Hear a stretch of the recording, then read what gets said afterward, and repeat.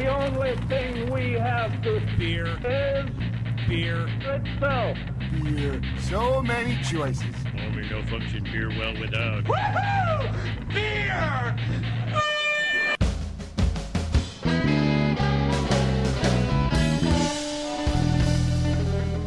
Hello and welcome to another episode of Beer Busters, where we're going to bring you the news and reviews of some wonderful brews. My name, as always, is Dan Baker, joined by my co-host and brewologist, Steph Hefner, and the fermentertainer, Wayne Baker. And today we have a very, very special episode lined up in front of us because we are on location at a very cool brewery that I really like the decor of, and I've had one of the beers already, and I really like that too. We're at ShawneeCraft today. So we have a myriad of people here from the brewery with us at the table. If all you fine gentlemen wouldn't mind introducing yourself. Jason Startari. My name is Devin Vogel. Rodney, Tallada. And Tim Meyers. Gentlemen, thank you so much for being part of this today. I'm very excited to be here. And the most guests we've ever had on the show. I know. We rolled deep. Yeah. It was interesting thinking of the logistics of it and how it's going to work with all the mics. And unfortunately, I'm 2 pairs of headphones short. But, hey, we're going to make it work and we're going to have fun, right? That's right. All right, good. I would have been scared if anybody said anything other than that. But let's get this show on the road.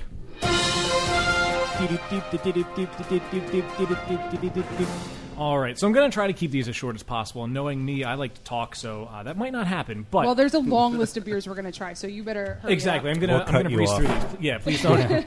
All right, so first things first. Craft beer is on its rise as big beer is on its decline. So it's no secret that big beer, especially that of the light variety, is an endangered species. And for years, statistics have shown a steady decline in sales of, as this article puts it, piss-colored, flavor-deprived brews. What they really mean with that is the lighter beers that are mass-produced. And I won't name the source of this article, and it's not my own words, so whoever's out there wanting to sue somebody, don't sue me. According to Pete Coors, chairman of Miller Coors, and We weren't naming names. No. He's not the person that said I'm going to go on record and say that I said that. Okay, there we go. You just sue me.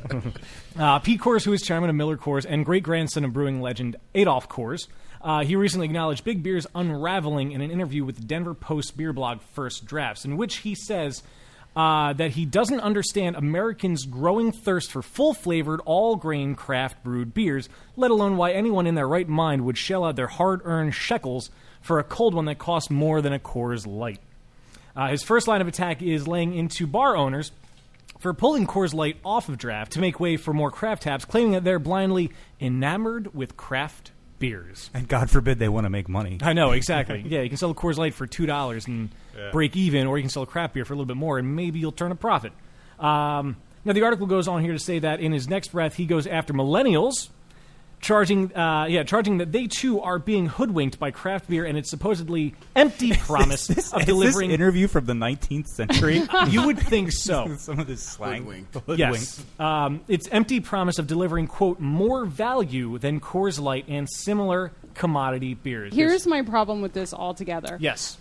This craft beer revolution, as they call it, is really just bringing us back full circle to where we were as a country prior to Prohibition. We had more breweries and more styles than any other time before Prohibition, and now we're just getting back to where we're supposed to be. I agree. That's my opinion. Yeah, I agree. And it seems to me like if you have, I don't want to get all economical or anything, but a flooded market is not political. Don't want to get economical. Right. A flooded Can we market get philosophical? We could if we like. A flooded market is not bad for the consumer because there's how many choices that are out there, and you get to discover yourself which ones you like and which ones you don't. All that being said, if Pete Coors had such a problem with craft beer, they wouldn't be going up buying a bunch of craft breweries.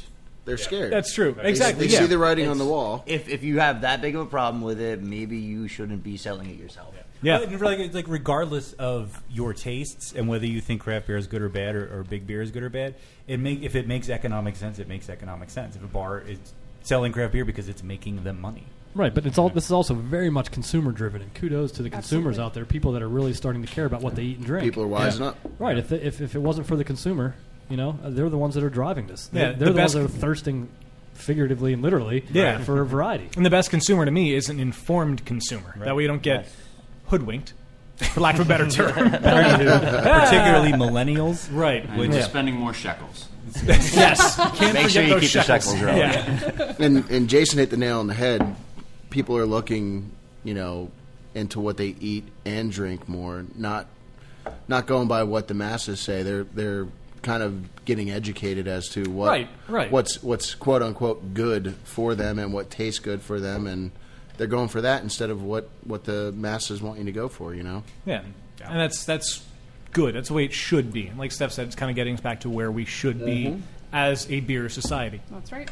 So the next article that I saw is that the Tom Green beer is coming to the U.S. market year-round beginning next month. This is the Tom Green. It comes right out of the cow udder.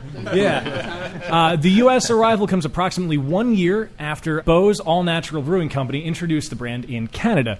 And Green, who's best known for his MTV show, The Tom Green Show, told Metro News at the time, "I've been touring around the world and I drink a lot of craft beer in different cities I go to. People who come to my shows like to drink a lot of beer, and after my show I tend to drink beer with everybody, so I thought it would be kind of a fun thing to do." The entry will double as a U.S. launch for both Beau's All Natural Brewing Company in the U.S. as well as Remarkable Liquids importing operation. Remarkable Liquids is a New York-based wholesaler. Speaking of comedians in craft beer, first of all, Woot Stout 2.0, but Will Wheaton was on Big Bang Theory again last night, and the props department tried to give him a Big Beer Company bottle to sit at the bar and drink, and he refused it, and they put a Sierra Nevada bottle in front of him. Oh, wow. Very cool. Fighting the man. man. And of course, us beer nerds noticed, oh my gosh, he's drinking Sierra Nevada, which was really an empty Sierra Nevada bottle filled with water. But it's cool to see another comedian jumping on the craft beer train, and why not? Yeah. It has to be better than a subtle hint of lemon. Well, that was interesting in and of itself. Now, the Tom Green beer is a 5% ABV milk stout.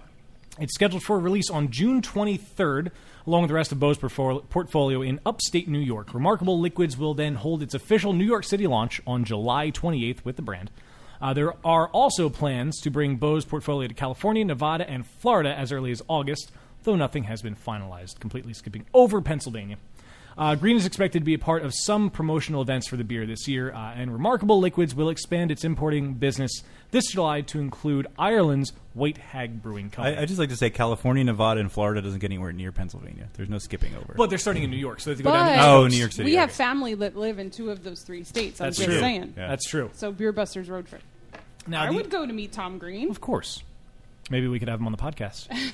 A step in the direction of Will Wheaton. Exactly, yeah. Might put his bum on a lot. I was keeping my bum comments to myself. His bum is on our podcast. I was just waiting for somebody to bust out the one testicle.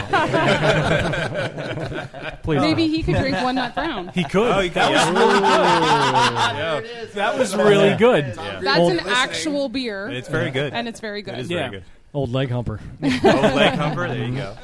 Now, the last story that I'm just going to read this verbatim because I thought this was so story. good. Yeah, Wayne was really happy with this one, too. Nerds. Whoa, those phasers won't be the only thing sent to stun on when Star Trek nerds get a load of this. Indiana's Tin Man Brewing has a new Klingon, yes, those Klingons, inspired beer that it's about to launch. Taking its name from the extraterrestrial firewater preferred by the enduring sci-fi franchises swarthy, horseshoe, crab-faced humanoid warrior species, the beer Klingon Warnog was brewed in conjunction with Canada's Federation of Beer, which already produces Vulcan Ale. But unlike that Spock grog, which is only available in the Great White North, the Warnog will be available all over the U.S. All you'll have to do is beam up to your favorite bar or beer store to get a taste of it. And though we'll never really know what genuine Warnog tastes like, this out-of-this-world beer was brewed in the tradition of Dunkelweizen using Munich, wheat, and caramel malts, as well as an addition of rye on grain bill, according to StarTrek.com. We're pretty sure that its sweet malt character and hints of banana and clove will be far more palatable for human consumption than anything Worf and Gowron would belly up for at 5 o'clock. It's expected to begin shipping in the coming months. Like, you really care what the ingredients are. You're going to drink it no matter what because it's Star Trek. That's Vulcan ridiculous. Made with bits of real Shatner. Yes. I would drink all of that. Gach, which is best served live. I have to show you that my phone case is Star Trek Command, yellow, like Jim Kirk, of course. And Kirk is far better than Picard. Yes, but as we learned before, there's a Picard crater on the moon. Yeah, but there's a Kirk something out there in the universe. Crater. So this is not Star Trek Busters. It should be. It really should be. But that was all that we really saw for the news, and I wanted to round it out with the Klingon one because hey, why not? But as we mentioned earlier, we have 4 very kind gentlemen with us here today at the table that are more than, let's just say, more than awesome. because it's true. More than all. Yeah. He's flattering. Yeah. I can't argue. But no, we're super appreciative that you guys invited us out here to record on location. And I first thing I saw when I walked in were the pallet tables, like a shipping pallet cut in half with plexiglass on top, which is cool. And now the quote-unquote beer busters' wives are relaxing on other pallets that are stacked up as a bench, more or less, with a sleeping bag on top. And it just kind of adds to the decor of it, and I love the surrounding environment. So thank you. I know we got a general introduction to you guys, but if you guys wouldn't mind, if we could go down the line and just kind of say, again, your name, and then I guess what you guys, for our listeners, what do you guys do here at ShawneeCraft? Sure. I am Jason Startari. I am the general manager here at ShawneeCraft, and I try to keep these guys in line. You also did a lot of the branding as well. A lot of the branding, and a lot of that was started by our founder, Pete Kirkwood, which I can talk about a little bit more later. But, overseeing sales, marketing, production, accounting, finance, kind of the whole gamut. Very cool. My name is Devin Vogel. I'm the head brewer here, and I'm usually the guy that Jason is trying to keep in line. That's the role that I play. As long as you know your roles. Yeah. Good dynamic going. My name is Rodney Tallada, and I'm the executive chef at the Shawnee Inn and Resort. And I'm the guy that's going to tie in all of our wonderful resort amenities with our awesome brewery that we have right here. And I'm Tim Meyers. I do sales in the Northeast PA area. I manage a tap room here on Thursdays, Fridays, and Saturdays, so come out for a tour and tasting. And I do our social media as well. Very cool. And just to plug that social media now for our listeners, if you don't mind, what are your handles and such? ShawneeCraft Brewing Company on Facebook, ShawneeCraft Brewing Co. on Instagram, and ShawneeCraft BC on Twitter, I believe. At SC Brewing Co. Right here. That may be our old one. Oh, it's the old one. I Never couldn't mind. figure out how to delete the other one. So. I hope I've been active tagging ones the right right now. one on. Oh, yeah, ShawneeCraft BC. There, that's it. I heard Pete Coors stole that one. You just retweeted. We spent a lot of shekels to get it, too. Yeah, that's right, yeah. You've been hoodwinked. So, cool. Again, we want to thank you guys for bringing us out here. Now, just for, say somebody's listening to the podcast, they've never heard of ShawneeCraft before. How would you describe yourself to the casual beer drinker? Yeah, I'll take that one. First, let me say thank you to you for being here. It's an honor to have you here. Oh, absolutely. At the tap Pleasure. room tonight. Yeah. This is really great. So, ShawneeCraft, first thing is our location. That's a very important thing to us. We brew right in the heart of the historic Shawnee Inn and Golf Resort in the midst of the Pocono Mountains in northeastern Pennsylvania. If you haven't been here, come check it out. We are right on the banks of the Delaware River in a 103-year-old historic hotel surrounded by state and national forest. It's really quite a beautiful, pristine setting, and that really means a lot to us. So that's an important piece of what we do here in the brewery. The second thing to us is kind of embracing our natural surroundings. Our motto is true to nature, true to the craft. True to nature to us means not only embracing our natural surroundings, but brewing with the very finest ingredients that we can get our hands on. We use mostly organic malts, mostly organic hops. If we're using adjunct ingredients, we're using whole, fresh, locally sourced, organically sourced, if possible, ingredients. We're not cutting corners on that.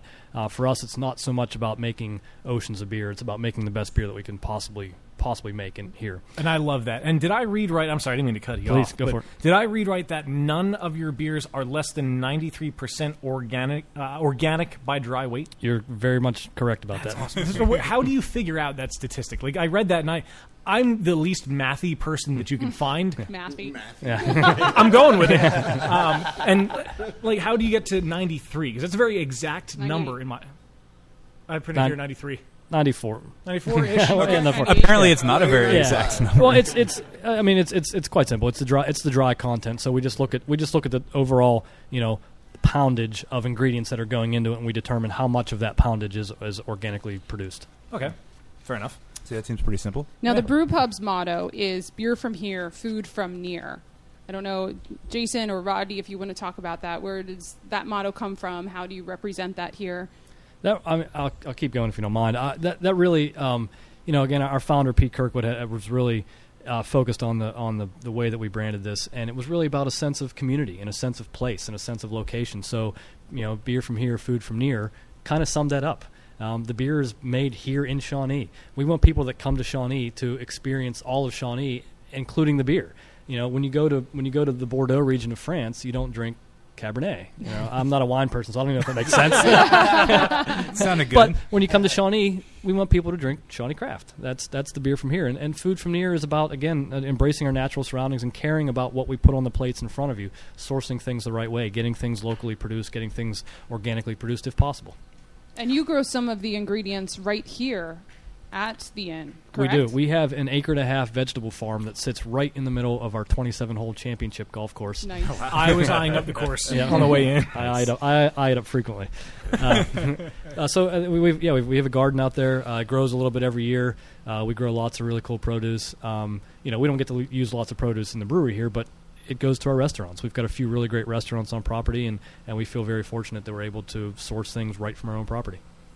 That's really cool. Now, as far as the beer that's brewed here, if you want people to come in and drink ShawneeCraft, is it only available on site? Is there distribution anywhere, or is it only here? We do sell a lot of our beer here in Shawnee, but we also sell it outside. The best place to experience ShawneeCraft is here in Shawnee. You get the full experience. But we do sell in other parts of Pennsylvania.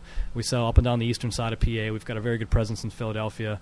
We sell in the Scranton area, thanks to Tim. We send some beer in towards Lancaster. We send some beer out towards Pittsburgh. So we have spread our wings a little bit, and we are selling beer outside of Shawnee.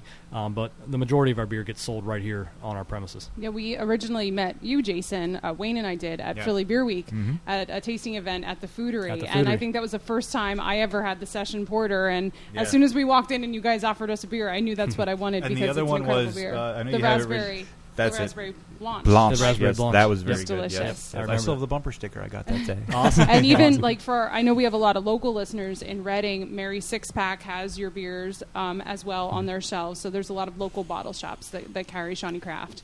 I know that the Blanche was on, the VSOP was around, which we tasted on episode 25 that I picked up when we were here. And I first met you, Tim, when we were here Rich and I were here in November. So it is out there. But you're right. There's nothing like being here at the inn, at the brewery, at the brew pub, and experiencing it right where it's made. It's a special place. It is a beautiful location when Thank you you. come in here. It's a really nice area. Everything here is just it's just an awesome spot in general. So talk about the branding a little bit. I think that's one of the neatest things about especially the tap room area. I mean, it's everywhere. It's on the bar stools. It's on the bar, and it's on the door. Talk about that a little bit. Yeah, sure. Again, I'm gonna keep mentioning Pete Kirkwood's name. He was our founder, and he was really the guiding influence for a lot of the branding. And it's really a lot of it revolves around arts and crafts style, architecture and arts and crafts style designing. A lot of that played an important part in what we do here at ShawneeCraft. And things like the glyph. So you see the glyph all over the place. Many years ago we used to tell people kind of what the meaning of that glyph was and what was baked in there, and we kind of stopped that. Yeah. It's a symbol. I kind of say it's kind of funny, but it's a symbolic symbol. It sounds weird, but it has meaning, and but it's also a conversation piece. It's kind of mysterious, and people always ask what that is. It's on our tap handle. People always say, "Well, what is that?" And we get, "Oh, is that the Blair Witch beer?" Or is that? We get that stuff all the time. I noticed, Devin, on your T-shirt, it's got the symbol in the triangle. It kind of looks like the Mason symbol there on the back of the dollar bill. With the pyramid. Yeah. I originally thought it was a take on a peace sign. It is whatever you think it is. Yeah. And no one's happy when we tell them that we can't give them the actual answer. Everyone wants to know. I think that's the best answer. Right. Just tell them Google it. Yeah. All the information in the world. Yeah, exactly. Yeah. It's So out the there brand. I mean, just in general, the branding has it's really important to us. Like I said, it's not for us. It's just not about making oceans of beer. It's about running a business in the way that we'd like to run it, and the way the image that we portray to the outside world is really important to us. So we haven't heard too much from Devin yet, and I'm the brewologist, so I want to hear about the brewer. So Devin, tell us what brought you to ShawneeCraft. A little bit about your brewing history. Originally, I wasn't super into brewing when I was younger. My parents weren't big drinkers. When I turned 17, I wound up moving to San Diego to go to school out there. And while I was out there, I still didn't do a lot of drinking. And a main reason for that was because every time I had a beer, I thought it just tasted terrible. I just wouldn't drink beer because everything I was being handed was either Coors Light or Miller. And I would try it, and I'd be like, this is disgusting. I don't even want this in my mouth.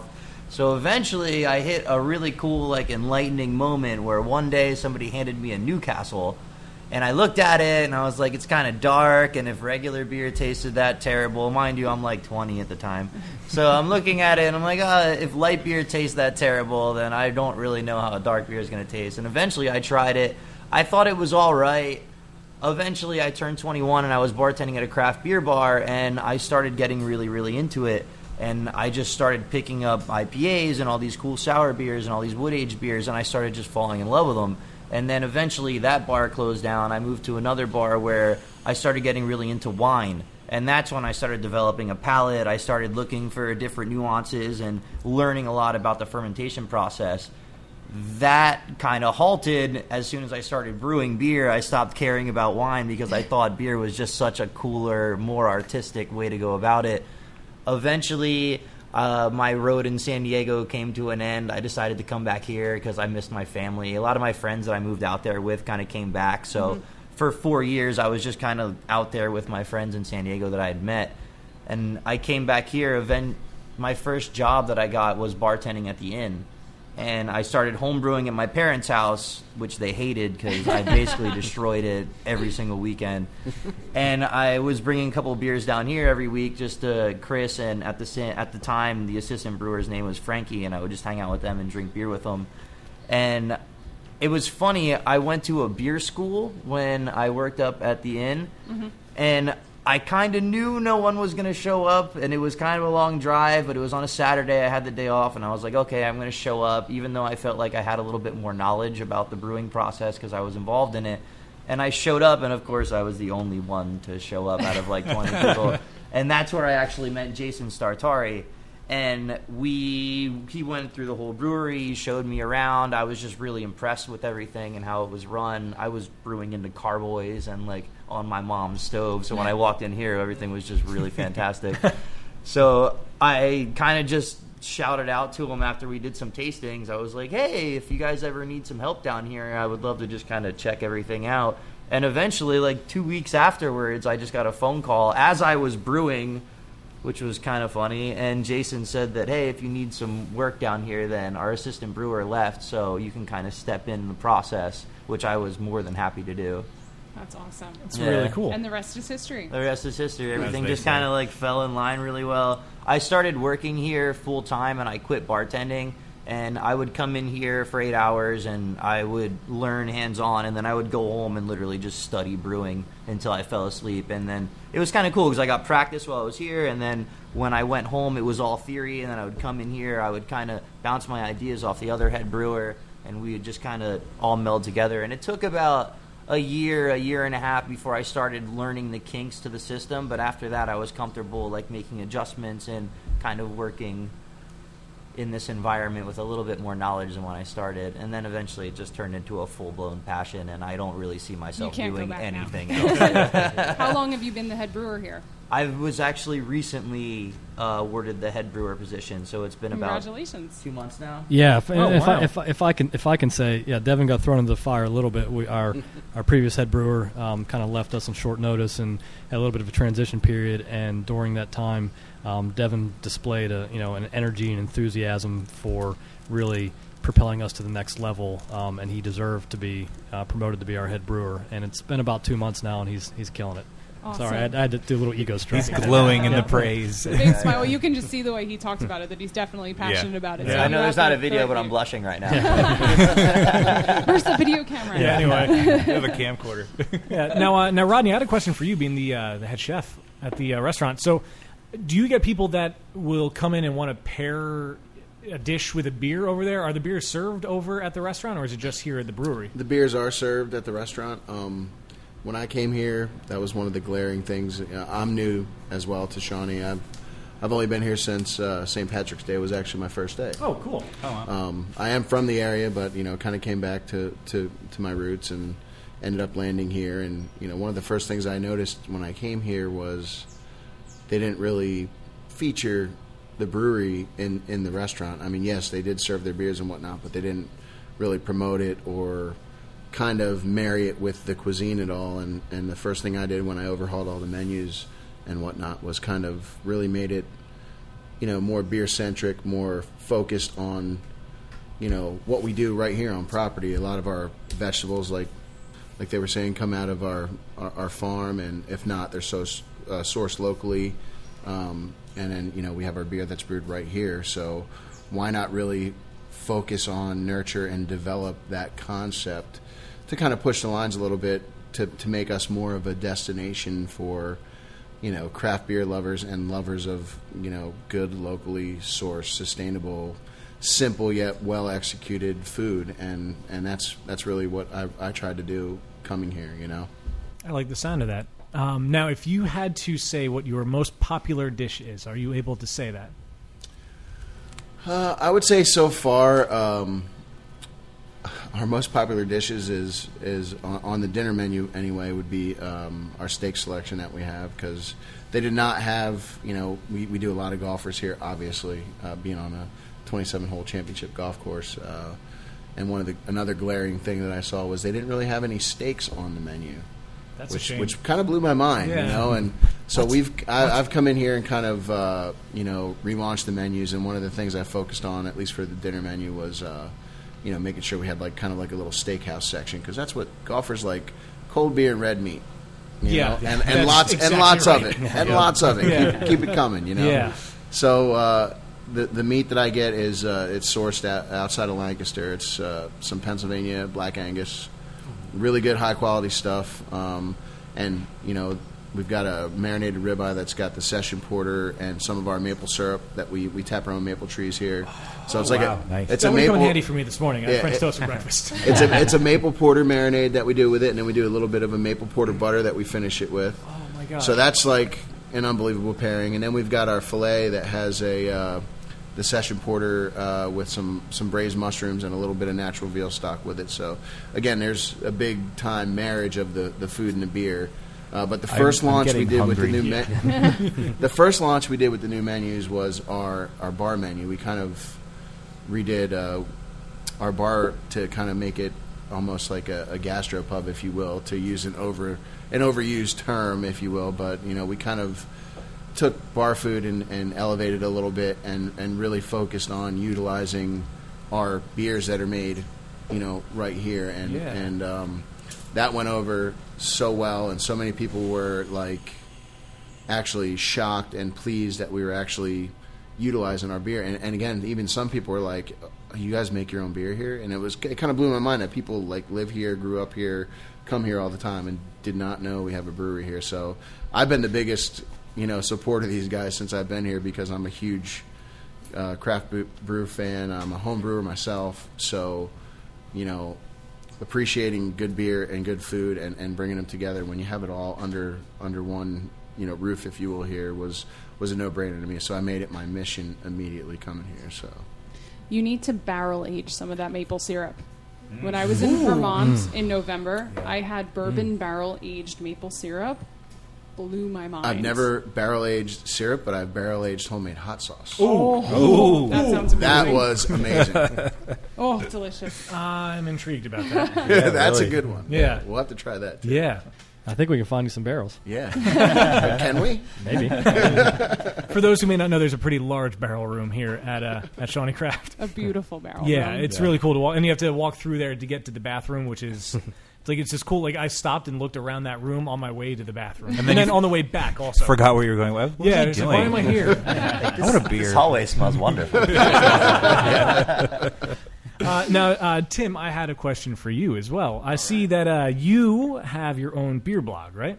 I used to. Past I've tense. got bad GoDaddy notes took here. the name and domain back from me. I gave it up once I started working here at ShawneeCraft. Okay. Well, if you ever want to do any freelance guest writing for the BeerBustersPodcast.com website, I'm in. That would be fantastic. Nice. Cool. Well, thank you, gentlemen, for going through all that with us, and again, thank you for having us out here on location today. One thing that we tend to do is Wayne always has Wayne always has a game available. Wayne always has a game ready for us that we call the Happy Fun Times game. Suggested retail price. So $199.99. Wayne, How many shekels is that? That's a good question. That equates to 6 score and 12 shekels. Well, anyway, Wayne, what do we have today? Well, continuing with the theme that you, Dan, set up earlier, we're going to set a course for happy and set phasers on fun.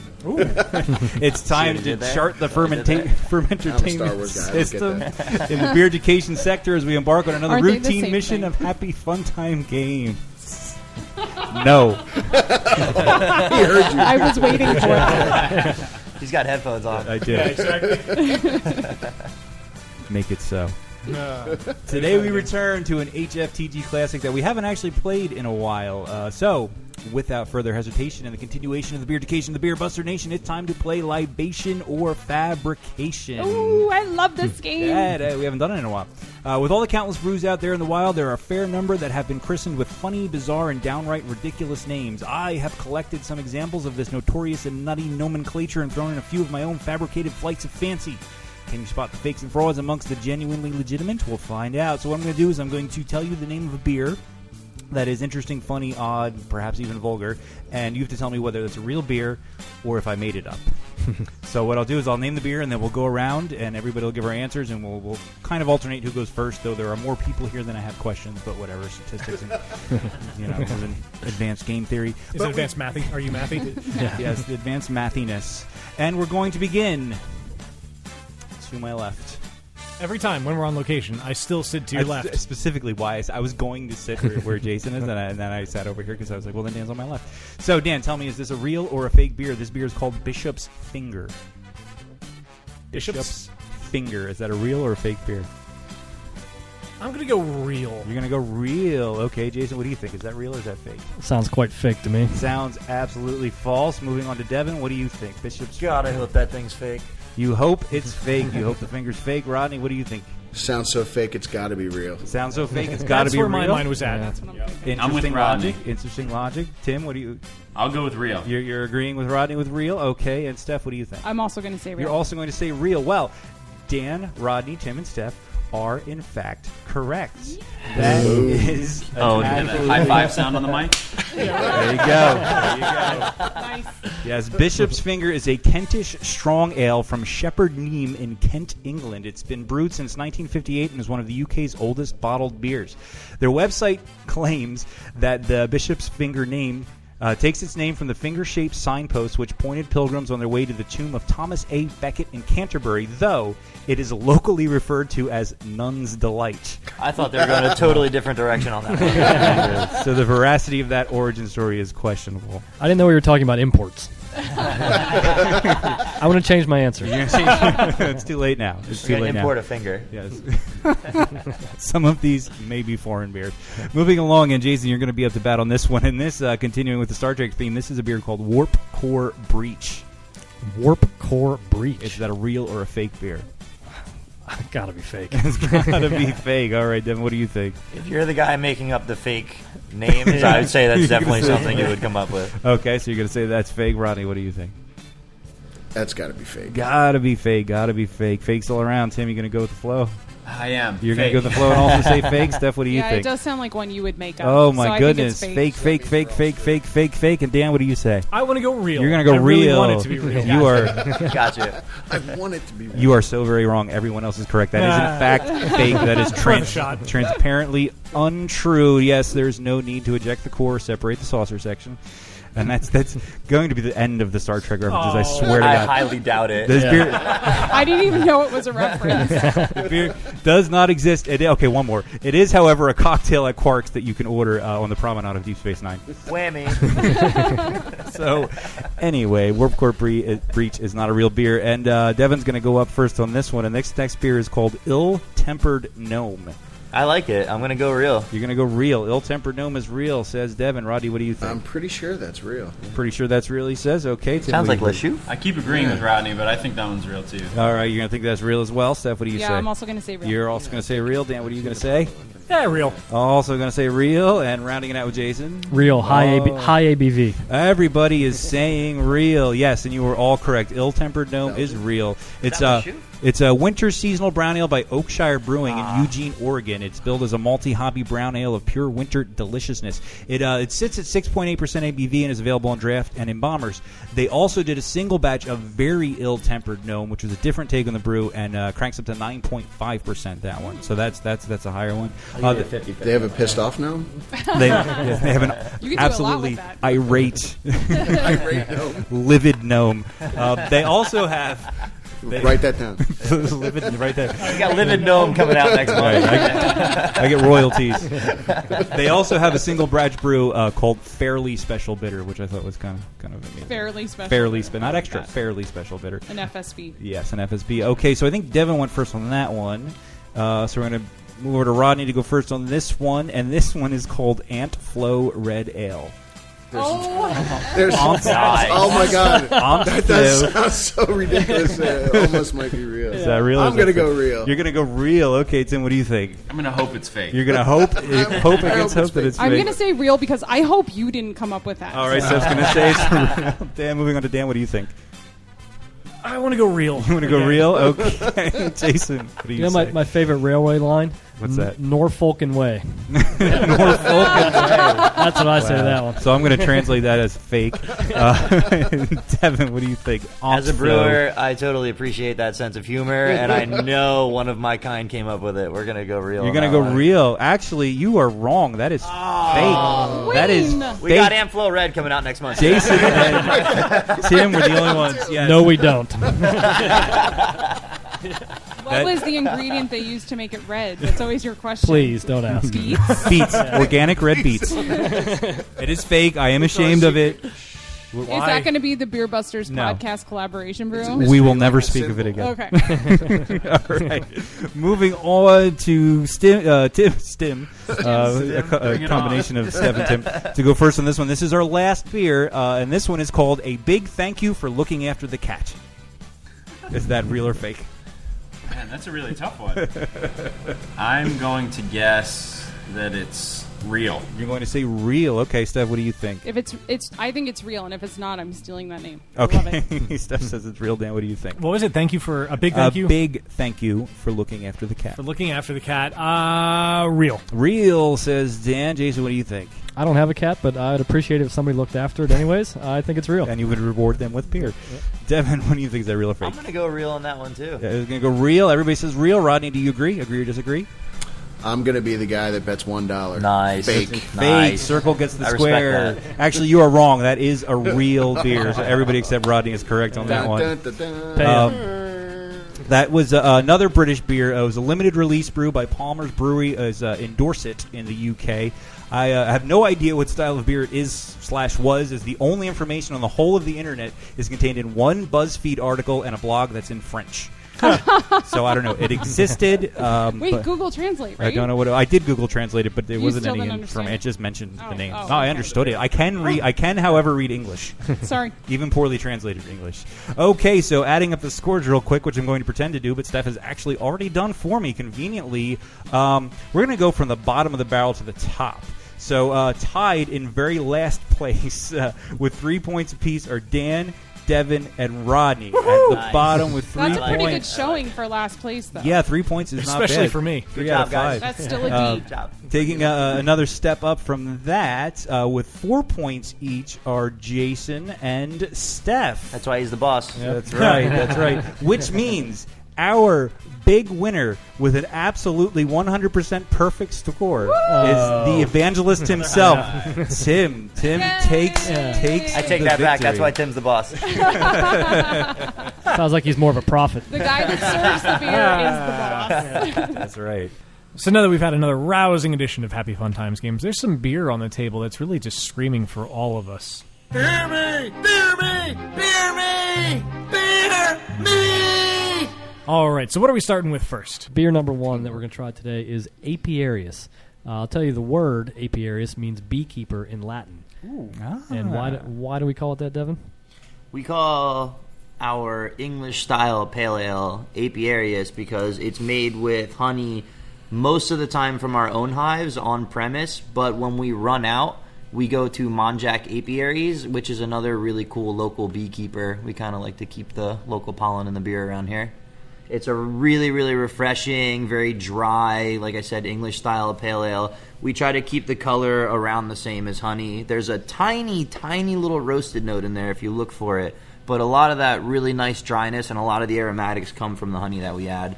I'm not a huge fan of adding honey to a boil just because you do boil off a lot of the aromatics in there. I tend to add it to the fermenter, and then I'll send a little hot wort in just to sterilize everything. But I try to keep as much of the honey character in the beer as possible.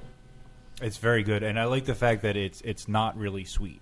It has that dryness to it, but it's got the honey flavor without the intense sweetness. Ooh, yeah, it does. That all comes... The honey is a very small chain sugar molecule, and the yeast just rip through it. It's just extra fuel for them to move on to the bigger, longer chain carbohydrates and sugars, but they absolutely go nuts. This is one of the most vivid... It's like one of the healthiest ferments that you'll ever see. It just... Literally beer spilling all over the floor, just coming out of the airlock. The yeast absolutely love this Now, how work. many times can you reuse a yeast like that since it's going so crazy and happy with all those fermentable sugars? Usually with this one, we can get around 4 or 5 generations out of it. It is a low ABV beer. It's 5%. So as long as we're picking that really nice, creamy, healthy yeast off the middle of the cone, then we can get a good amount of generations out of it. It's delicious. It I is love really it. good. It's really refreshing, I find. It is. It is. It's clean, and it's Which you Smooth. wouldn't expect with honey, because typically you think of honey, you think of sweet thick and and thick, viscous. and Yeah. oh, it's going to coat my throat when I have a sore throat. But no, it does have it's like not a at all. light mouthfeel to it. And Sometimes we'll have to tell people that. We'll say it's a beer with honey in it, and they automatically think like a sweet, viscous brew, and we just have to say, listen, that or you- all the sugars are gone. It's alcohol now. It's delicious. just the flavor, or you think of mead. Exactly. Yeah. But no, this is really good. I really like the color too. It is very a honey-like color. So you guys also have hives on premises. We do. Aside from the vegetables and the So you everything, have a the beekeeper? maple syrup, and that's awesome. We do. We've actually partnered with a local beekeeper. His name is Frank. And Frank the beekeeper. we have 25 hives here in and around Shawnee. And, not only do the bees go out and take really great care of our crops, they make awesome honey. And anytime we have the opportunity to cook or brew with honey, we feel really excited that we can get that from our own hives when available. And chemistry question, I don't know. 'Cause you were saying about how the honey is the yeast just go wild on it. So what is left in honey after the sugar? What else is in there? A lot of it just comes down to most of the fuel is eaten, but there is that residual just aromatic honey taste and flavor. Right. And alcohol. And alcohol. Oh, yeah, that. So it's kind of cool. I mean, it's a really, really nice brewing ingredient. All the sugar, all the sweetness is fermented out, but you're still left with that subtle honey character. And the yeast is going to consume the sugars by how easy they are to consume. Mm-hmm. So honey being one of those fermentables that's very quick and easy to consume, that's why it's eaten up first. Right. I normally don't like honey, but this is actually really good. How do you not like I honey? don't know. Honey's one Everybody of has those, like- asked me that. And it's funny, the way that this beer actually didn't start as apiarius years ago when we first opened the brewery. We just made a straight-up English stock ale. We made that for about 2 years. But at that time, we introduced the bees to the property, and it only made sense that we had the honey available to us. We should do something with them in the brewery. So the stock ale was good, but it was very plain. It was just very approachable, very plain. So we thought, what can we do to make this beer a little bit more interesting? We said, well, we've got this honey. Let's do something with it. So it took us a little bit of trial and errors to, how hoppy we wanted to make it, how dry it wanted to be, how sweet it wanted, all that kind of stuff. But I'm really happy with where apiarius is now, and I think it's not only is it a good beer by itself, but it also is a beer that really embraces our story here in Shawnee. Is this a year-round offering for you guys? Is this on all year? Yes, we make this all the time. Yep. We call it one of our reliables. Reliably available. Reliables, the available. intermittence. Yes. And, Unlike Aunt Flo. Yeah. Only 1 week a month. Yeah. and we're back to that again. Yeah. Oh, and the heirlooms. And That the was heirlooms. Exactly. Oh, I like that. Moving on. On. So which one's up next? Up next is Belgian Double. Devin, take it away. Our Belgian double, we went very traditional with this one. It's a good, healthy percentage of it is pale malt, but we do throw in a little bit of Munich and pale chocolate for color. We use D2 dark candy sugar. And the yeast that we chose was this really cool Trappist yeast. Oh, that that's White where the Labs, banana's coming from. I thought I saw yes. that. You're Banana going to is there catch for bubble sure. gum in there, Bubble gum, banana, banana. the That's the esters flavor. that Bubble this gum. yeast throws off. It's literally one of my favorite yeasts in the world. It's amazing. Oh wow, It is. Oh wow, that is really You'll good. catch So a little smooth for a plum high if you're alcohol looking beer. for it. It's very, very dark, fruity. My favorite is that bubblegum flavor, though. That is by far one of my favorite yeast And then you get esters the that I've dark ever had. fruit in the Yeah, back. yeah, Oh, after nice. that, And I tasted The that plums, flavor the when figs. I tried it, but I couldn't put my finger on it. You said bubblegum, and I was like, yeah. boom. Yeah. That's Yeah, exactly what it it is. starts with the banana, especially in the aroma, and then goes into the bubble gum, Yeah. and ends Exactly. with the dark fruit. It's really nice. I wanted a really cool, fruity, nice, drinkable Belgian beer for our double. It's dry, but it's still got a little bit of body in there, and it's not going to be too hoppy, obviously. It's just got enough bitterness to kind of round everything out. And what's the ABV on this? ABV is 8. 8. Wow, it doesn't taste like 8 because No, you really said it goes good. down Very to doesn't. smooth, easy drinking. It's dangerous. And it's in other words, it's very dangerous. another one where you get the sweetness, but I love how dry it ends at the end. I love how clean it is, Yep. and it's That's not lingering. very one of the clean. things we really focus on around here is dry beers. We don't like to make sweet beers. We like all of our final gravities to be under a 10-14. At the highest is a 10-16, but you'll rarely ever see it here. Well, when you're golfing all day, the last thing you want is Yeah. a really thick, sweet No. beer. No. You want something dry But and what's refreshing nice about and this is that flavorful. you do get that bump of sweetness in the middle, and then it cleans up at the end, Yep. which is very nice. Real crisp finish. Yeah, Yeah, you almost yeah. expect it to just keep the Yeah, sweetness and then it just to kind of stay. And tapers you're like, ooh, off, and then nice. you get the dark fruit and Yeah. bitterness. Yeah, I like Very beers that nice. clean up after themselves. Give Yeah. me all kinds of flavor, but get off my tongue Unlike when you're it. done. Me too. I'm the same way. Same way. Well, and we've talked before. I think a while ago on the show when we talked to Steve Armstrong about this from Armstrong Ales about how a lot of times people just don't pay attention to the way a beer finishes, and it's a very important part. And that's probably the first beer. thing I notice about a Is beer the way for me. finishes. Yeah, because it's eventually you're going to finish the beer. And eventually, and What's gonna be left What's going to be behind? left, and what's left to make you want to take another Or is sip the as beer well. going to finish you? Yeah, or the beer gonna finish you. I don't know. This one This might be both. I think it is. It does not taste like 8.4. That's for sure. I find that phenomenon really evident in IPAs. I find beers with a lot of hop character. I feel like there's a really a big difference in the way that those beers finish, and I know that maybe I don't know if I can correctly describe it, but I know that there are certain ways that I like IPAs to finish, and there's certain Right. ways that I don't. And it's kind of like what Devin said. The ones that clean up really really clean and nice, I tend to like those. The ones that linger for a while and you feel you get that coating on your tongue and You things need like a that. glass of water. Exactly. I'm not a It's fan just- of the IPAs that dry your mouth out. Yeah. Yeah, and there's some that I Not a think fan. that end with a certain abrasiveness. Yeah. That bitterness just is cool stays. as long Bitterness as it's is fine. smooth. Right. Just But don't it give me a doesn't- really harsh, sharp bitterness. Yeah, exactly. I think those beers that wash off your palate pretty quickly pair really well with food as well. You can have Yes. a bite of food. The hoppy beers sort of wash your palate out, but then it goes away, so you're Right. ready to take another So bite. You're everything ready you to try put in your that mouth food again. doesn't taste like that, Right. soundbite, please. Yeah, right.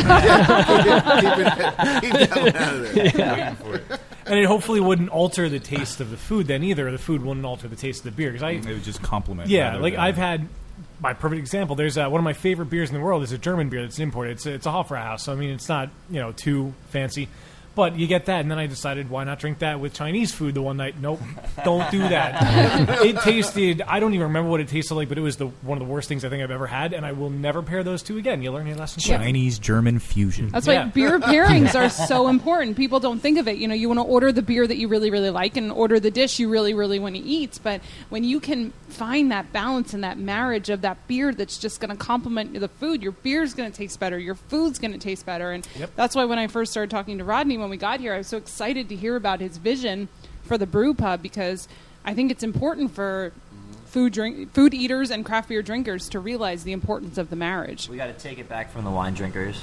Take it back from the wine. Well, you know true, what? yeah. Beer pairs better with food It than does. wine. Way more Just versatile. ask Garrett Oliver. Way He more knows. versatile. He is a huge proponent. Yeah, absolutely, and he is a smart man. So And that's why the beers here work so well with food. Like I said, it was kind of a natural marriage because they are so clean, they are so flavorful, but not to the point where they're going to dominate your taste buds. They're going to be able to. They're food friendly. They're going to hold your favorite food's hand when you go through the journey. They're not going to push it to the side and say, "Get out of here, I'm winning." Nice analogy. Out of my way. I just came up with that one. What would you pair with the double? Ooh, good question. Double. Not to put you on the spot, but to put you Big on the League spot. Chew. Hubba Bubba. Well, actually, we actually did. It was with the triple, but it would also work really well with the double. Shellfish works great with Belgian style beers. We had a triple release party here, like a month or so ago when I first started, and I did a mussels dish that went along with it. Mussels they're a Belgian thing, and again, shellfish really goes well with Belgian foods. It kind of plays off the sweetness and the richness of the mussels. You have a lot of that in the beer, so it's kind of one of those pairings where both of them have the same type of flavor characteristics, and again, they kind of held each other's hands instead of fighting against each other. They worked really well together. The sweetness of the beer went really well with the sweetness of the mussels, and they're both rich yet clean, and it was just a really great pairing, and it would go good with this as well. You should do some beer dinners here at the pub. We plan on it. That would be like a 5-course meal, paired small dishes with each of the beers. I mean, that would be a ton of fun. We have a lot of things that are, that are up here. They're The up wheels here. are grinding because get 'em out here. I've been so excited since I've been here because, like I said, I'm a craft beer enthusiast. I'm a novice home brewer, and coming to a place that has what this place has to offer, I was looking for a place moving back up here to be with family that, at least had some type of farm to table capability, and we have our own farm here, and guess what, we have a brewery here, and it was two things that kind of was like, wait, you have a brewery here? It kind of, I was like, holy crap, let me see this, and I was like, jackpot. So once I saw it, once I met the guys, once I started trying the beer and kind of picking their brains about the philosophy here, it really got my wheels turning and got me excited for what the possibilities are here. There's so many things that this is kind of like an untapped resource for, the Shawnee properties that they haven't really. Yes, it's very successful. It's doing well on its own, but I don't think they've really embraced it and marketed it the way they could. I mean, it's growing all the time, but we could really grow the on-site presence if we just focused on it and did some things like that. They do beer dinners. Jason, you guys do beer dinners at other places, right? Yeah, we've done a ton of beer dinners, and we're working. Why not do it here? Right, we're working really hard to create a destination for lots of great things. And beer is just one of the things that Shawnee has to offer, and tying those things together. And I won't let the cat out of the bag now, but we have a host of really fun events. Teasers. Coming up. Host of really fun events coming up. In fact, Rodney called a big time meeting next Tuesday, to discuss that very topic. So we'll have a lot of fun things that showcase all the amenities that we have here to offer at Shawnee, and really ties them together between the activity and the beer and the food, and just a lot of fun. Awesome. And now on to one of my favorites, which we talked about earlier. Yes, I shouldn't say it though, Jason. You can. No, yeah, you were doing a great job. I was going to steal your job there for a second. You were doing a great job. You were rave reviews. Yes. So Love this beer. Yeah, beer number 3 served on nitrogen draft, Session Porter. So, Session Porter, when I first started working here, I tried a pint of it, and I literally, I like dark beer. I'll say I love dark beer, but I had Session Porter, and it was just like the perfect dark beer. Mm-hmm. I can slam 6 or 7 of these throughout a nice summer day and not even have a problem with it. They're really, really clean. You get roasted malts. You definitely get some chocolate in there, mm-hmm. but it's not overwhelming. It's not trying to be super bitter. It's not trying to overpower you in any way. It's just a very, very clean, really good, well-made porter. And it's delicious in a bottle, but it is amazing on nitrogen. Nitrogen just gives it exactly what it needs. It gives it that perfect creamy texture. Right. This is our biggest seller as far as locally. This is everybody knows us by our porter. The name says it all. A Session Porter. I mean, you could sit there like Devin said and just have a whole bunch of them and not get all filled up. And No. it's really light and easy drinking for a dark beer. And its flavor, there's so much flavor in it. This is one of the dark beers that I'll give to people that completely hate dark beer, and that'll turn them over. I'll give somebody that hates To the dark side. beer. Dark side. I'll give somebody that hates dark beer a session porter, and next week I'll see them drinking stouts and everything else. It's just a perfect dark beer. It's delicious. good. Really I can't is think good. of a better word than delicious. The creaminess and the coffee flavor in there, and the Everything's very subtle, but Roast- it yeah, melds yeah. together very, very well. it goes down like a very well made chocolate. For all the brewers, we use black patent and pale chocolate, both organic and both from Breeze. And this beer works beautifully in festivals. You know, festival season is all summer long, where most people don't want to drink a porter or really heavy or dark beer. Yeah.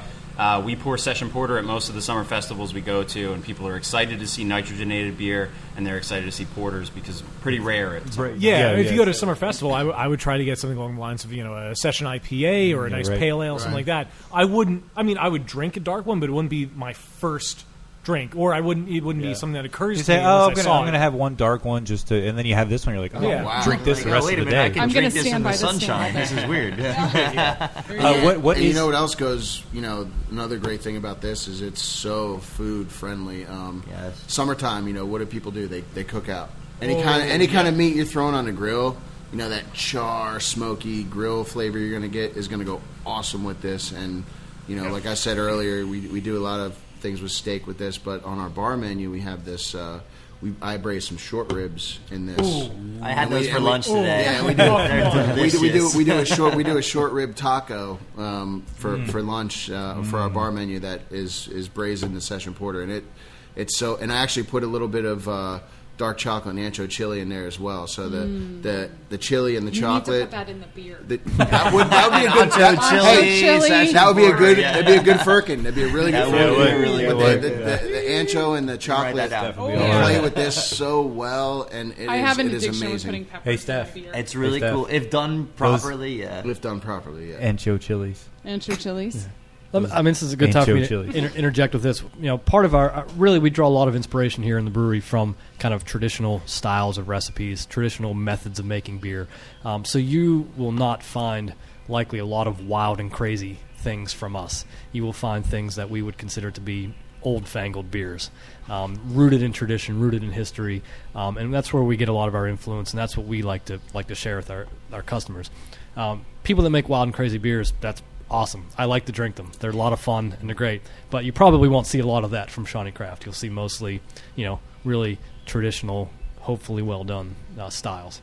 I think there's a lot to be said for that. I mean, I think in craft beer, especially now and lately, like the big push has been crazy beers, crazy ingredients, weird, strange things, Fossils and whatnot. brewing beers that haven't been made in 2,000 years, Smoked brains. digging yeast strains out of fossils, and it is nice to have really well executed traditional beers. I agree. And I think all of these, Yeah, this definitely was fit that bill. At the top of the show. I mentioned I had one of these beers so far today. This is the one that I had, and it's like I said earlier, I can't find a better word to describe it than delicious. Yeah. That's just And the only thing I have for Comforting. It's comforting Yeah. to me. That's another good It's like word. a go-to. Like I've It's had a hard deliciously day. I'm going to go comforting. home. This is the beer I want. Like a big plate of mac and cheese. Like a big comfort food kind of dinner. Like that's what I would pair with This it. beer's going to give you a hug. Yes. You're right. beer The that beer gives that you will a give you a hug. Session porter hugs your soul. It will hold your hand. Is that a T-shirt? It will be. Order hugs your soul. T-shirt's is coming out now. next month.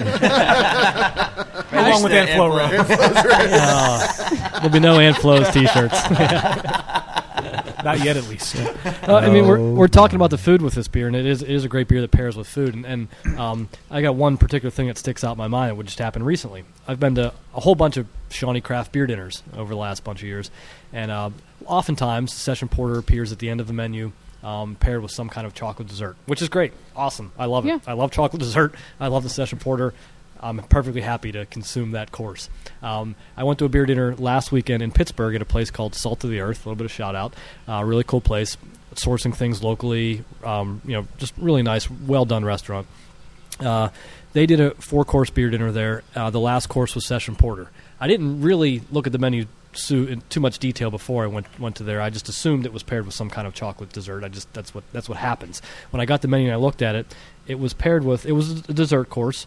I mean, let me think about this. It was like a rhubarb ice cream with green tea cake and sesame seeds. Oh, wow. So it sounded really cool. Sesame, and let me tell I you, could see this sesame totally. Oh, this stuck out to me. It like the flavors of all three of those different ingredients and how it paired with the session porter. And when I it just like absolutely matched up perfectly. And when I talked to the chef afterwards, I gave him my kudos on that particular course, and he said, "Yeah, when the first time I had your session porter, the thing that jumped right out of me was sesame. Sesame oil. I thought Tastes like sesame sesame oil. would be really great with that beer, and he did it, and it nailed it, and it was great, and it was also a break from the Something from the different. norm. Yeah. Exactly. That's Yes. awesome. It was really That's all- cool. yeah, it was- that Was sticks that out. part of Pittsburgh Craft Beer Week? It was. That was part of Pittsburgh Craft Beer Week. Very cool. All right, so that porter is a pretty tough act to follow, but what do we have up now? Next on the list, excuse me, we just opened a bottle of ShawneeCraft Beer Blanche. Devin. I love the smell of this Take one, it by the away. way. Yeah, the aroma in this is great. Our Belgian yeast strain that we use, I am completely in love with it. It's super fruity. It's very versatile. We also use the same yeast to make our triple. We just ferment it at a different temperature, and we let it climb a little bit higher. But it just puts off these amazing fruity notes, almost like a little bit of vanilla in there, too. Very, very traditional wheat beer. It's 40% wheat in the grist, a little bit of orange peel and coriander at the end of the boil. Hot ferment, very, very dry. Our final gravity is a 10-10. Again, like all of our other beers, we like to do very traditional, very well done beers that people have had before. We kind of throw our own little take on it. I like the tartness you get as well. Yes. A little something extra. And I get, and I don't know if I'm just weird, but at the end I get like a savory Yeah. sort of flavor, like at the very end, like almost like a slightly meaty, oily, savory flavor. I don't know. It's weird. It's great. And again, this is one of those beers, like most of the beers here, because they're so clean and so well executed, is such a friend of food. In the restaurant over there, we do a mussels dish with this, where I have an orange coriander broth that goes in with the mussels, and a little bit of leeks and some tomatoes, a little grilled crusty bread, delicious. And then also we do a chicken. We brine a chicken breast in it, and then grill it and put a little homemade barbecue sauce on it. Nice. So you get that, the nice play on the citrus that you get in there. A little bit of the coriander you get in there because there's a little coriander in our barbecue rub. So it kind of ties it all together, and it's so food friendly. It doesn't overpower the food. It really works hand in hand with it, and it's a joy to work with beers that pair so well with food. And I think it would go well with really strong herbal dishes as well. Yeah, and I think because the flavors that are there are slightly, like there's a tartness, but it's slightly muted. There's a citrusiness, but it's slightly muted. And it, like I said, it has that savory finish. I don't know if anybody else is getting that, but You, again, you feel it in the like back sort of your comes, teeth a little bit, and it's very It's Again, nice. we're a fan of beers that clean up after themselves here. That tartness your new motto. there to kind of roll off your tongue. It kind of makes you want another sip. That's exactly what we want out of our Belgian beers. I wish my kids would do the same thing. Maybe they no. I just learned that skill like 6 months ago. Yeah. Why can't you be more like my beer? Well, what's interesting to me about this beer, and Steph and Wayne, you picked up on some of those flavors, some of the tartness, some of the savoriness that you called at the end there. I find that most of what we do here is on draft. We do very small, limited bottling runs, and anytime we bottle run, we bottle condition our beers. So they're all naturally carbonated. This beer in particular is one that I feel like comes out that picks up some of those subtle flavors in the bottle where it doesn't get them on draft. Right, okay. On draft, I don't think there's that tartness doesn't come through. On draft, that savoriness doesn't come through. But this beer, when it bottle conditions in a really interesting way. Right. The batch that we did before the one that you're tasting now actually came out incredibly tart. And it was just, I think, because of the way it bottle conditioned, the way that the yeast ate up all those sugars, it was left with a very, very dry beer, very tart. That the wheat, the wheat beer base still came through, and was really, really incredibly interesting. So it's interesting to me to see the difference. Some beers on draft and in the bottle are kind of indistinguishable, but this beer in particular, to me, those flavors that you picked out in the bottle are, I believe, it's slightly bottle muted conditioning on tap compared to the bottle. It's much more crisp, and you could taste every little flavor nuance out of the bottle. Like you said, you get all the different flavors that you're picking out. When it comes out of the tap, it's also good, but you just don't get. It's not that extra the flavor layer profile doesn't jump at you as complexity. much as it. Yeah, it's not as complex. Right. Exactly. Yeah, and I think you'll get that with any, I think, bottle conditioned beer because the beer is changing in the bottle. But yeah, I really like this. A big part of that too is a lot of breweries do a specific yeast strain for their bottle conditioning. For our Belgian beers, we use our house Belgian strain to bottle condition. Oh, okay. The carbonation that it puts off are these really cool, tight, small bubbles, and there is that added layer of complexity just from using that strain again in the bottle.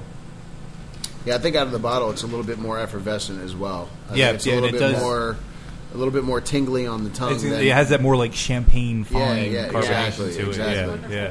What's cool about Wonderful bottles bubbles. is we can up the carbonation a little bit more because when you're pouring it out, you have a little bit different of a dynamic. Say if you're running a draft system and your carbonation's pretty high, a lot of times accounts won't really like that because if they have a short draw, it'll pour with a lot of head. Right. With bottles, you can get away with a little bit more. So we like to kind of carbonate our bottles a little bit higher. A little extra little push. I have to say, for me, for this one, the first couple of sips I had really, honestly, reminded me of Fruit Loops. Yes. which I love. And then it mellowed out a little Fruity bit more. Pebbles as I went along. But the Belgian yeast will give you that Yeah, fruity for sure. Fruit Yes. Loops, Fruity Pebbles kind of feel. So the one that we're passing around now, what is this one? We're on to the Belgian triple. We did the double. Proceed with caution. Now we're on to the triple. Ooh, 9.7. Oh wow, really? She's a big beer and she does not taste like it. Yeah, Wayne, I see you got a big pour over Deceptive. there. I do. You're gonna second guess that one Luckily, in we about have a our minute. DD. Yeah. I wasn't for you guys. I wasn't really paying attention. Is this that same house Belgian strain It again? is. Like I said, we let it climb a little higher in temperature, and we do let it ferment pretty hot.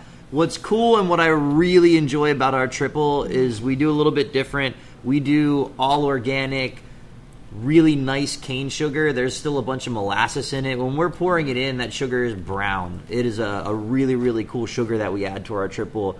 And everything else is pale malt. It's just meant to be a very, very clean, straightforward triple. What's cool about this bottle is when we bottled it, there was just this little ethyl acetate kind of like hot flavor to it. And what's nice about that flavor and what I know about this yeast is if you let it sit for about a month or two, all those flavors kind of round out and they start turning into these really, really cool fruit flavors. It takes a little bit longer, but these are about 3 months old now, and I feel like they're just starting to hit that like perfect peak. This was actually one of the first bottling runs I did when I wasn't head brewer yet. I was still like a head brewer intermittent.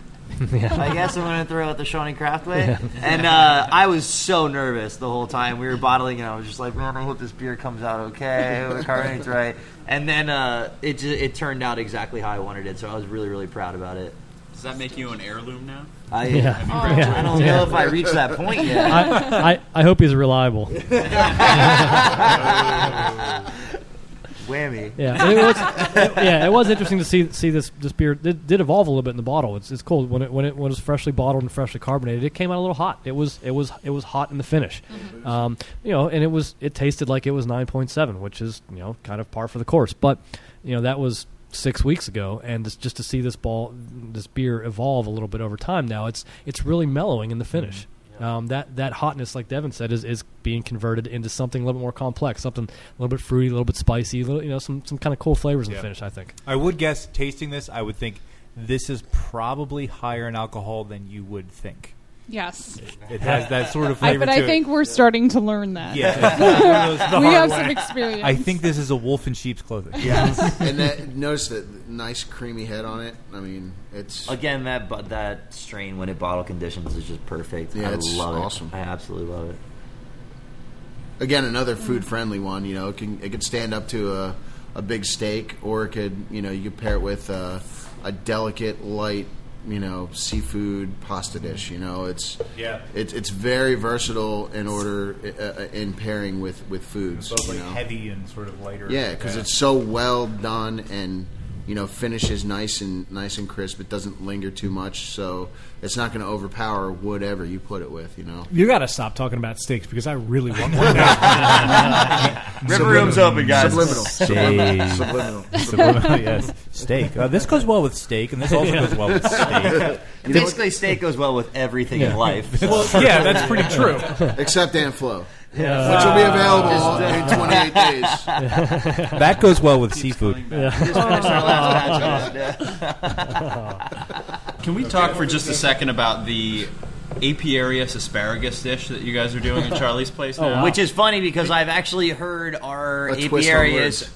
pronounced as asparagus at beer festivals. Absolutely. I have had the hammered guy. I've had the hammered guy come up and say, "Let me get a glass of asparagus." To which I gave a glass of water, waited until he turned around and said something about it, and I waved him goodbye. Please talk about it. Absolutely no one can pronounce the word apiarius. I almost called it asparagus. He was actually the guy. I know a friend. Right. Air quotes. But people call it apparatus. People call it asparagus. They have 1,000 different names for apiarius.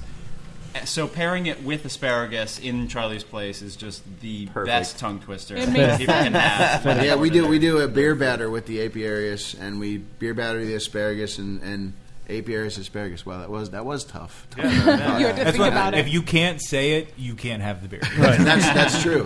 That's the test. And then we serve it with a little.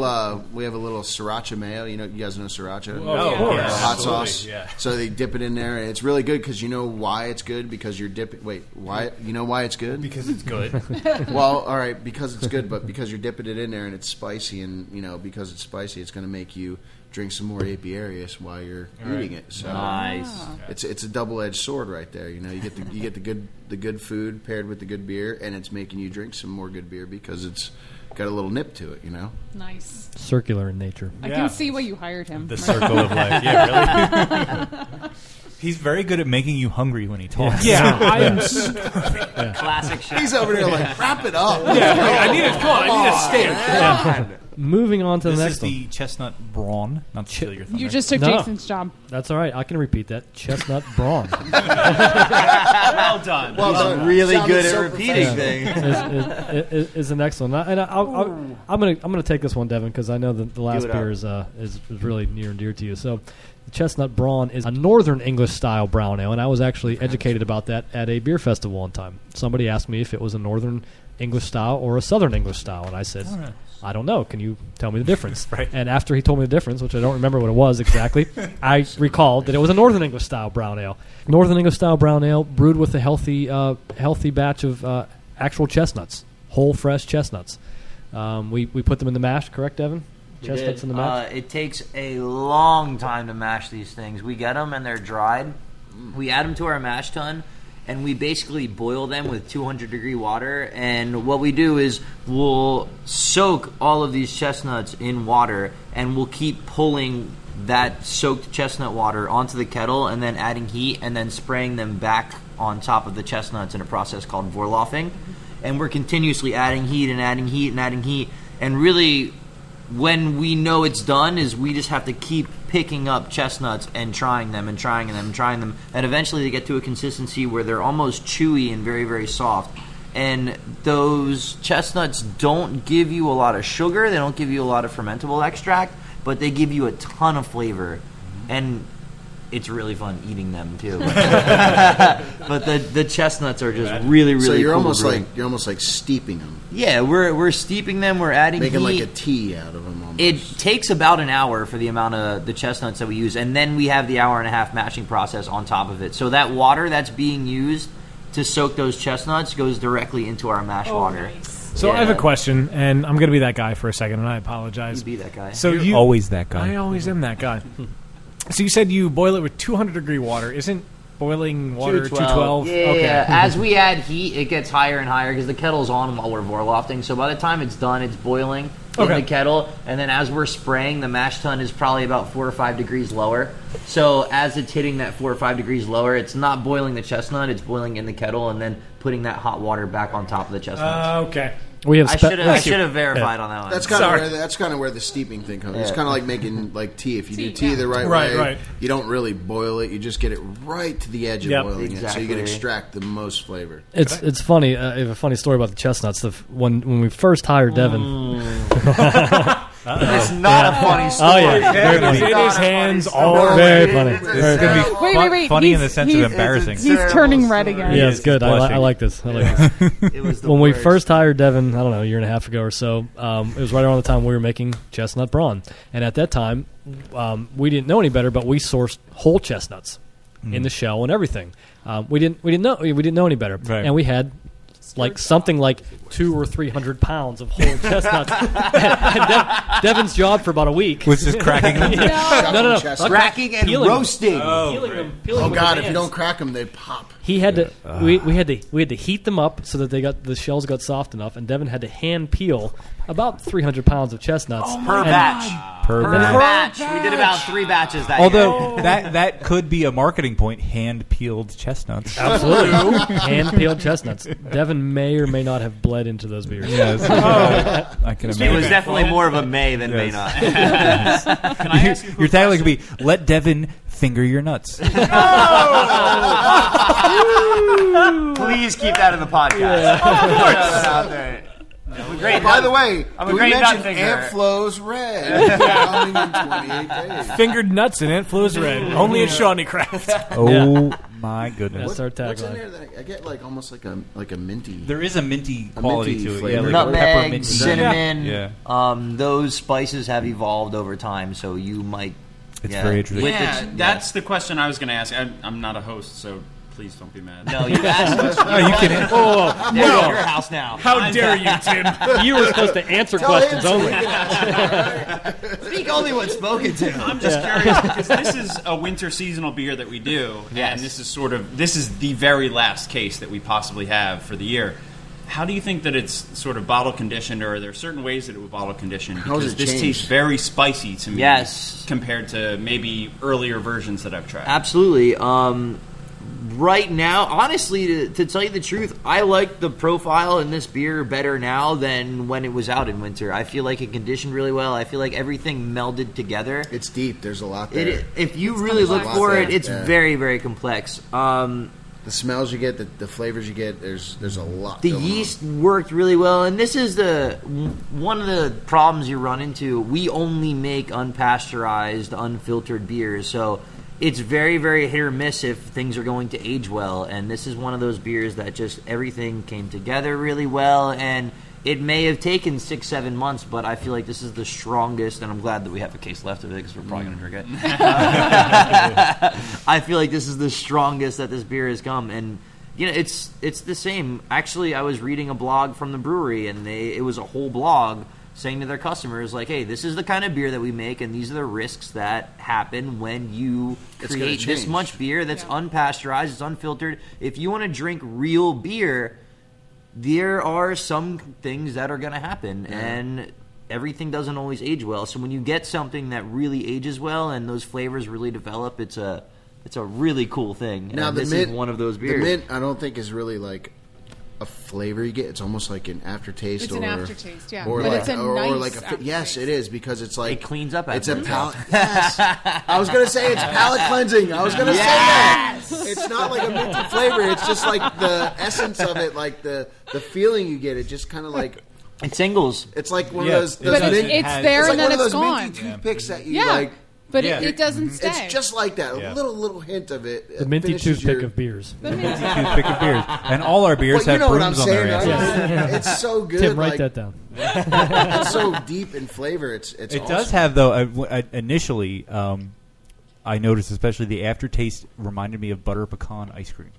Oh, it was like one of the first things I got. Oh, yeah. Yeah. I'll admit, I honestly don't get that. I did not like in the finish, but like the aftertaste, like left a lingering butter pecan. And again, this is another beer where Velvety, you would almost you hear the name Chestnut Brown, you think, okay, it's probably going to be a little bit of a sweeter beer. No, the final gravity is 1010. We dry everything out. It might have a little bit of sweetness in there, but it's gone right away. Yeah.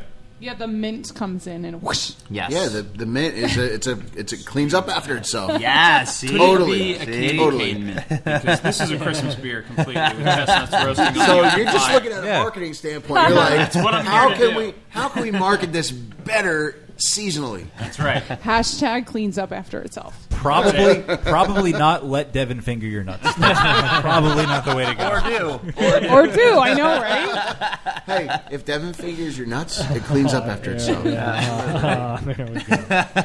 All I can see is it's like a beer bottle with like Windex and a rag and then a broom off to the side. Big set of nuts. Yeah. Okay. This podcast is all We need to bring it back. We need to bring it back. Does this happen often? Or We need to bring it back all the time. Yes, it does. There is You should have something. stopped recording an hour ago.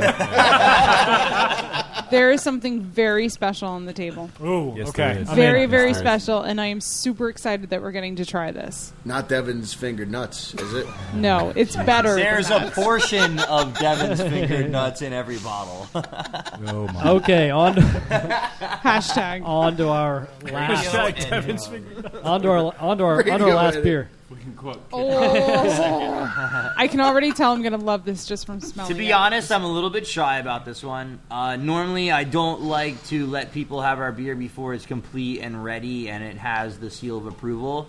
But since you guys were here and you've been so awesome, this is our Frambozen, which is our beer blanche.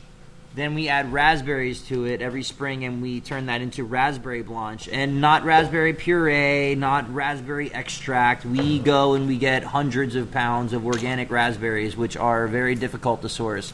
And we add those to our bright tank. And we sell most of it, but a couple of our really good batches we put into barrels, and we add strains of lactobacillus. And we create a very tart, wood-aged beer, usually in Cabernet barrels. The barrel sourcing has been a little bit tough lately, but we like to use Cabernet barrels. There's a little hint of aceto in there, and that is on purpose. What we like to do, I always think of it as lacto is a nice round tartness.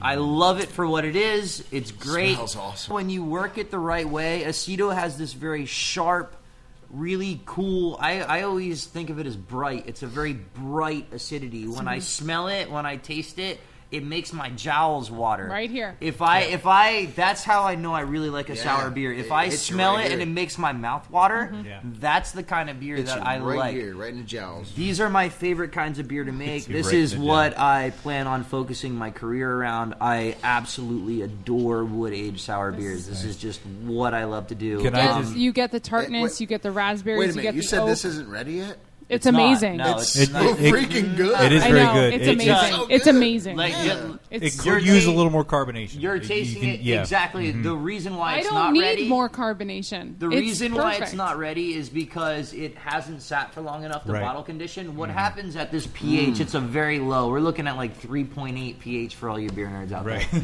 And the yeast, they will work at that pH, but they work a lot slower. So Right. we keep our bottle conditioning room at 80, where our triple and our chestnut brown take a week and a half to 2 weeks to carbonate. These may take up to a month to 6 weeks. Right. It kind of depends on what the microflora and what the bacteria in those barrels are doing. Like I said, we don't pasteurize, we don't filter, so whatever's in that barrel goes into our bottles. Right. So these are waiting to hit that peak carbonation. We just bottle these on Friday. of last Oh, week. wow. Yeah, only a few Yeah, days ago. so if you detect a little bit of sweetness in there, that's because the sugar that we added to create that bottle conditioning hasn't fermented out yet. So when I hope you guys try it when it's fully carbonated and really good.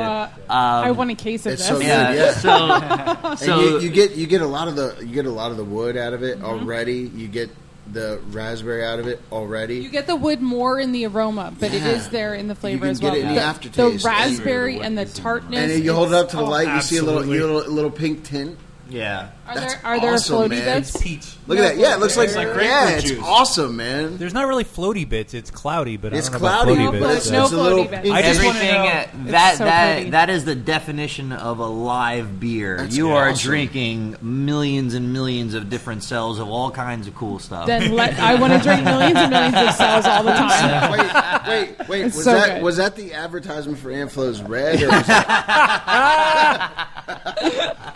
Sorry, I had to. He lobbed it up Jason there. gets more angry every time you say ant flows. He lobbed it up there. I had to slam it down. You I'm have sorry. to make a beer called Anflo's Red now. gonna Even if slam it's my like a headphones off in a minute. 1-barrel batch, you have to do it. I think Jason's going to rage quit. I'm So really, I wanna know, really Dan- excited about this beer. This was one of the first sour beers that I've taken under my wing since I took It's over, awesome. and Yeah, so I'm good. really excited to make it next year. And Can't wait till this it's is ready. This is just like I said, it's one of the beers that not only I personally like to really do, but as a brewery, this is one of the things that we're trying to focus on is making really, really well developed, intricate, complex, sour, wood aged beers. So, Dan, when I first tasted this and smelled this, I thought to myself, Dan is either going to love this or hate it. What's your verdict? You know what? And I normally don't like beers of this kind, but I'm going with love. All right. It's fair enough. It's not just love. It's lust. It's so good. It's I very can't good. wait to try it when Very it's good. ready. Air quotes. It you know why I like it a lot? Because we were talking earlier about Wicked Weed in Nashville. This reminds me of something I would drink at Wicked Weed. Yes. So, as the brewer, I'm going to be the interviewer here again. Step on in, Rodney. As the brewer, how do you think your beer that's quote unquote not ready tastes already? I think it tastes. The deep question. With my air microphone. I was going You to know say, it's what? worth noting there's an air microphone on the table. Oddly enough, like 6 inches in front of the actual microphone. I like his microphone better. Can I just say that out louder? It's okay. I actually don't own the one that's sitting in front of you guys. I think as a product straight out of the barrel, without having that carbonation to break it up, it's very, very solid. This is exactly what we wanted, but it does need that super effervescent, very champagne quality needs development. to not only break up the tartness, but also just to clean it off your tongue, like we said before. I want bright. I want it's tart. gotta clean up after itself. I want your mouth to water when you're drinking it, and as soon as you're done, I'm not I want it to touching just that. wipe itself clean. I am So not- you're sitting there like, I am not "Motherfucker, touching that." I need another bottle. So, Tim, when can our listeners come and visit you here at the tap room for tasting and tours? Every Thursday and Friday night, we do a tour at 4 p.m., and then the tap room stays open until around 10 o'clock. And every Saturday, we do a tour at noon, and the tap room will stay open until around 5 p.m. And I know you guys are talking about some big events. What are some events that are coming up in the next month or so? Is there anything you guys have on tap? Yeah, definitely. Next thing up is a Memorial Weekend party. Ooh. Saturday, Craft Cookout. the Craft Cookout, Saturday, May 24th. That's my birthday. Booyah! Happy birthday! There you go. Yeah, mine is this weekend on Mother's Day, so nobody celebrates my birthday. Well, happy birthday. Yeah, I'm going to celebrate. Happy Mother's Day. I'm just kidding. I love So Mother's depressed in saying that. Happy Mother's Day. Anywho, Saturday, May 24th, Memorial Craft Cookout. Chef Rodney will be pairing up some fantastic burgers, dogs, and brats. Correct? Ooh. And, I'm a fan of brats. Yep. We'll have some beer. We'll have some food. We'll have some music. We'll have some fun. Maybe, possibly, hopefully, good weather. Doing some stuff outside. It better be good weather. Yeah, absolutely. Possibly there's a firkin of raspberry blanche. You Possibly got to be with, firkin' kidding me. I am firkin serious. I am dead firkin serious. He was waiting so long. I was waiting all night for that. All night. And it started in the just beginning turned it around during the on Klingon news. Yes. Yeah, it did. So are there any of the Rhythm and Brews events coming up? Yeah, you know what? For Rhythm and Brews, Rhythm and Brews is just a way for us to showcase local music talent here in the brewery because we think beer and music go really great together, and showcasing local Because artists. when you drink, you think you can dance on top of tables and barrels. and sing. And Yeah, sing. Yeah. absolutely. It sounds Especially that sing. much better. Yeah, or The karaoke play the industry tambourine for that would not matter. exist otherwise. Yeah, that's true. Yeah, so we are doing more. Originally, Rhythm Brews started out as kind of a every 6 weeks, like kind of big show in here, which was back in our production space. Because we've increased our production capacity, we don't have that space available anymore. So what we're trying to do now is more frequent shows out here in the tap room. So they might be 1 or 2 person acts, mostly acoustic acts, out here in the tap room.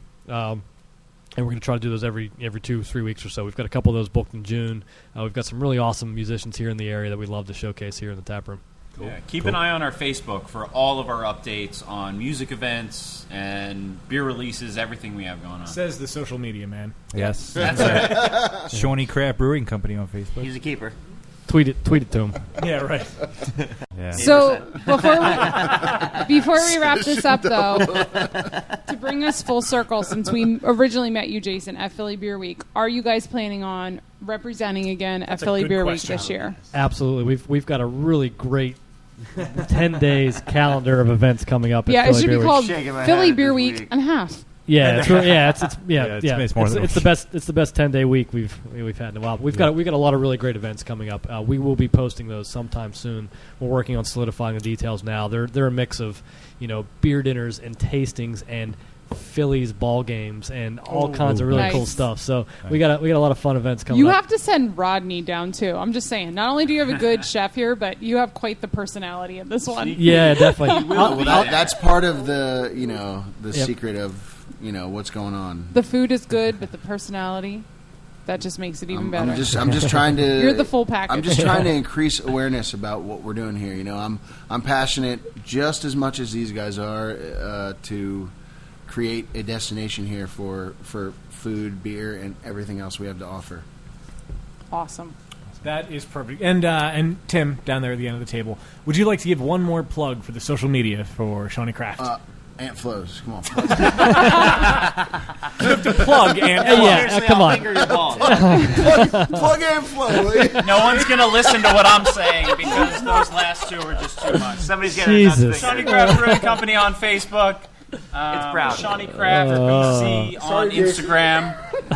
Or no, ShawneeCraft Brewing Co. on Instagram. You got it. ShawneeCraft Brewing Co. on Instagram. And ShawneeCraft BC on Twitter. Oh my God. And hashtag AntFlow, hashtag cleans up Yeah. after Hashtag Right. ShawneeCraft, hashtag Beerbusters, hashtag PA Beer, drinks local, you name it. What's that social media app where you can send short clips of yourself sexting each other? What's that? Snapchat. Yeah. Hashtag Yeah, Jason Startari. yeah. I've gotten in trouble on that. What's our Snapchat app? I'm actually not allowed to use Snapchat anymore. I got that privilege taken away from me. Court order. Oh my God. Oh dear. Can I say thank you to the Beer Busters group? Thank you. Thank you. Thanks for having us. You can talk Awesome. about other beers if Can I? Other beers Yeah. besides You guys are Ant- just besides as good Ant as Flows Joe Reds. Rogan. Come on You back. guys are up right up there. Can I also say that you should definitely go up to the Gem and Keystone Brew Pub and have a steak? Yes, I plan on it. That sounds like a good idea. Oh my God. And so, of course, all the appropriate links that you will need will be on beerbusterspodcast.com, where don't forget you can sign up for your free trial issue of BYO magazine. And That's after that, right. And after that, if you decide to keep that trial issue and keep going, $28 for 8 issues, which is about $3.50 per issue. So beerbusterspodcast.com, click on BYO magazine. But that, And sign up for our newsletter. yes. This very There's sadly an entrance. There's a brings leading us song. to the end You want to hear it? of another issue of Beer Busters Podcast. Just for reference, I love Rodney and you. I are completely out of the headphones. Sure, right. You right. did an awesome job. They don't hear the magic that's going on in my ears. Yes. Well, it was the great William Shakespeare himself who said, "A quart of ale is a dish for a king." We've had many of those tonight, apparently, and we feel like kings and a queen at the table. Absolutely. Although we won't tell you which one's the queen. Of course not. He kind of pointed at Devin. Hashtag Devin Vogel on Facebook.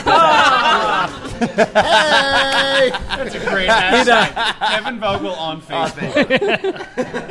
Wait, you need to put on Facebook too, or the hashtag is No, on I Facebook? want it on Facebook. That's not my own hashtag. It's just getting real. Wow. It goes without saying that we would like to extend all the appropriate thanks and more to our friends at ShawneeCraft. It has been amazing here tonight, and I look forward to many happy returns, including possibly on my birthday, Just saying. But, gentlemen, Barrel Porter. that's right. Hashtag my birthday. Gentlemen, thank you so Hashtag much. craft cookout. Yes. Thank you so much for welcoming us to your space. And this is the third time I'm playing the outro music. So I can finally I know say... you did great the first two. So. The first. Well, now there's big shoes to fill. Third time's a charm. As always, my friends, I am your host, Dan Baker, joined by co-host and brewologist. Steph hashtag cleans up after itself. And our from Actually, going on entertainer. an Instagram account is the funny thing. Hashtag no Instagram account. Wayne Baker. Before I have to play the outro a fourth time, my friends, we bid you adieu. And everybody from ShawneeCraft. Of course. Hashtag Devin. Thank you, Beer Busters. Thank you.